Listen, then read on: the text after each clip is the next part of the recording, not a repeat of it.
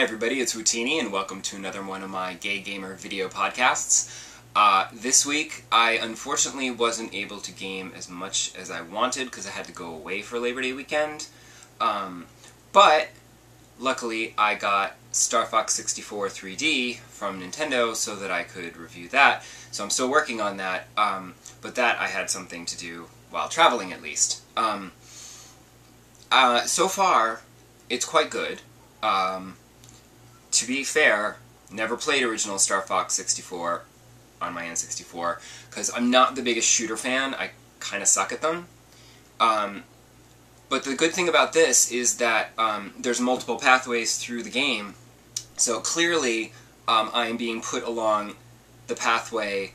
You can tell, because it starts here and it ends here, and there's all these branches that go, you know, I'm going on this one down here, which is clearly the path of, well, you keep failing the missions, but not, you know, you're not dead, so we'll just keep you going, and you'll just, you know, on the sucky path, basically, is where I am.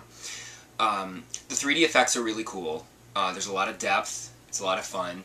And I like how you can turn on gyro controls so that, like, you know, because when you're playing a video game, you're holding the controller, and you tend to go like this. I mean, my boyfriend laughs at me because I remember one time he had a really good laugh. I was playing, I think it was Tomb Raider, and I literally was playing, and there was, you know, a really broad jump that I wasn't sure I was going to make, and I literally, like, you know, stood up and leaned into the television, and he thought I was ridiculous. But with Star Fox 64 3D, they use the gyro controls of the 3DS so that as you're playing, if you're like, whoa, I'm not going to make that whole, oh, you know, and you tilt it, it will tilt for you. And the gyro controls will actually, you know, count. So tilting and leaning does actually work in this game, which I find very amusing, because it doesn't work in most games. I will say that once you're out of the sky and in a tank on the ground that you can hover sometimes, not as much fun. You know, it's a space shooter. You don't want to be on the ground. Oh, but they did send me this really, really, really nice scarf, which feels wool. See, it has the logo on it. And it is like 90 degrees in September still, so I'm just going to put that away, and we'll use that another time when it gets cold out and I actually need a scarf. And then, you know, I wonder how many people are going to be doing Star Fox cosplay at PAX with that or something like, you know. Oh, the other thing I wanted to talk about was I'm still playing UFC Trainer, and my favorite part is still the little sparring sessions, and I enjoy picking, you know, there's a selection where you can pick random trainer. I mean, you can pick whatever from like a dozen different UFC fighters, but you can pick, you know, you can select random and it'll just pick one for you, and that's very amusing because I don't know who any of them are, and I was just picking them whether they looked good or not.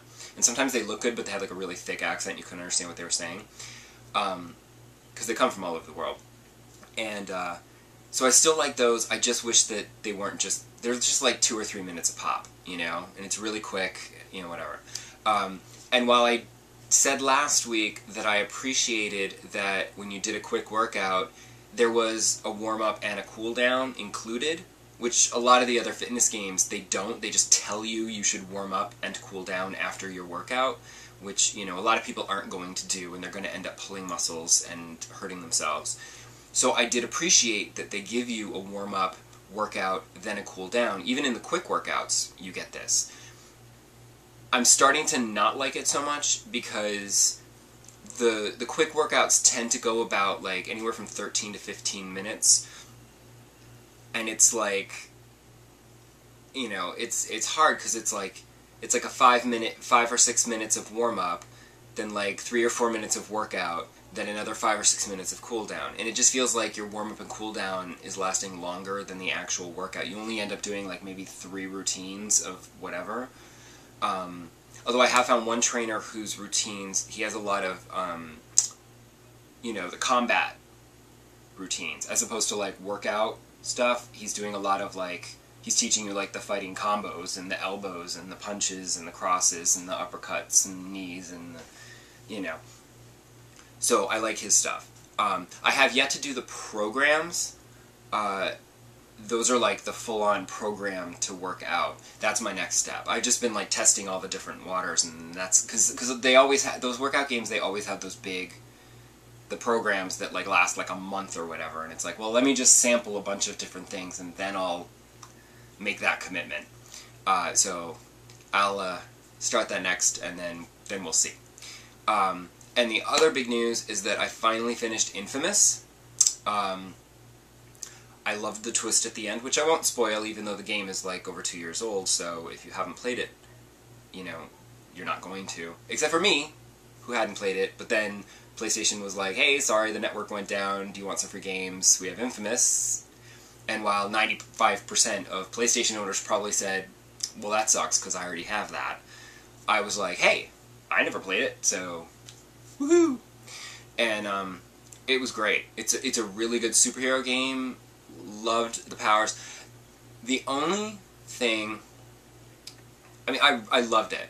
The only complaint that I could possibly make is that it parcels out new powers as you go, and the problem is that later in the game you get a couple of rather useful powers, like a shield, which was amazing, but you pretty much, like, when it gives you a new power, you use it to get out of the sewer. Like, you go down in the sewers to start up the generators, it gives you a new power, and then you end up having to use that power and learn how to use it as you get out of the sewers.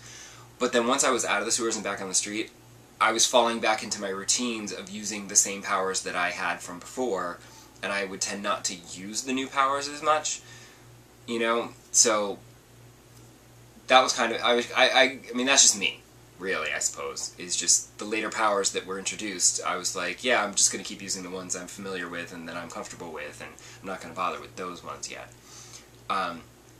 So I'm very excited. I will play Infamous 2.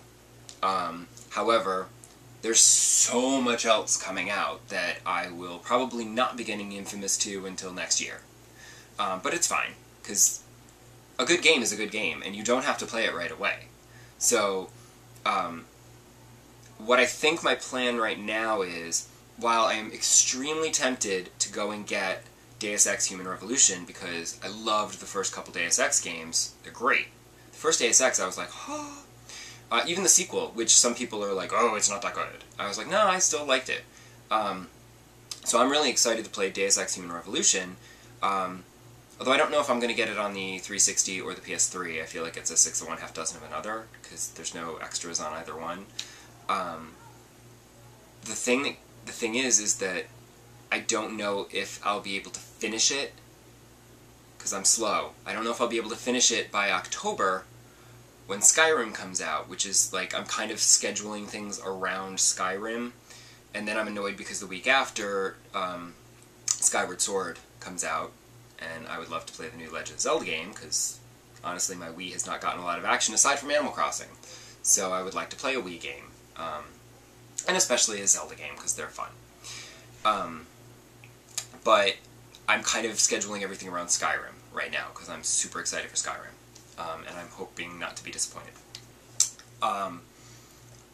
So, yeah. So, there's nothing else out right now, but then there's, like, Arkham City, and there's something else coming out that I was like, ah! And I'm like, no, gonna have to let it go. I think my plan right now is to resist Human Revolution and Gotham City and Arkham City, just skip Batman, and just let them go. Maybe go back to some of the games that I haven't quite yet finished, like Assassin's Creed 2, which I was absolutely loving, until I hit this one tomb where it's, oh my god, the most annoying platforming, timed platforming, and like, I got through the enemies, no problem, and then there's like this whole area where you have to like jump and swing and get all the way around this whole obstacle course of platforming before the switch falls again. Like, you pull a switch and then you have to do it all before it, you know, the timer runs out. And I cannot do it. I don't know what I'm doing, and it's so frustrating that I gave up. And I know that I could just abandon that tomb and go play the rest of the game, but I think I need to do the tomb because I need the pieces of the armor, because I think you need all of that armor in order to finish the game. I'm not sure, though. But I do want to go back to that. I'm going to maybe check a YouTube video and see, like, what I'm supposed to do. I mean, worst comes to worst, I'll have somebody come over and do it for me, just to finish that part, and I'll play the rest of the game myself. I mean, it's lame, but whatever. But I feel, and I've also got multiplayer on Portal 2 that I've not tried, because something came out right after I finished Portal 2. I forget what that was. But something big came out right after Portal 2, so I just finished Portal 2 by the time that came out. And, I could finish that. You know, I mean, there's plenty of games on that shelf that are sitting there unfinished. So, I can wait and get the, you know, I can get Deus Ex and I can get Batman on the used bin for like $20 in the spring and won't kill me. It's like I said, good game is still a good game even if you don't play it immediately when it comes out.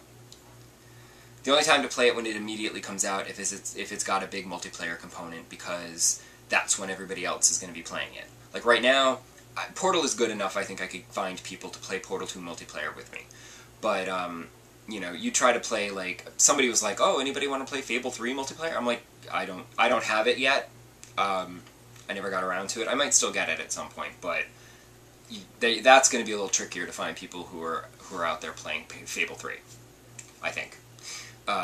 Otherwise, you can wait, because they put out so many good games, you cannot play them all. Unless you've won the lottery and all you do is sit around all day playing games, which, honestly, to me, that sounds like the life. So, maybe I'll go play the lottery. Bye!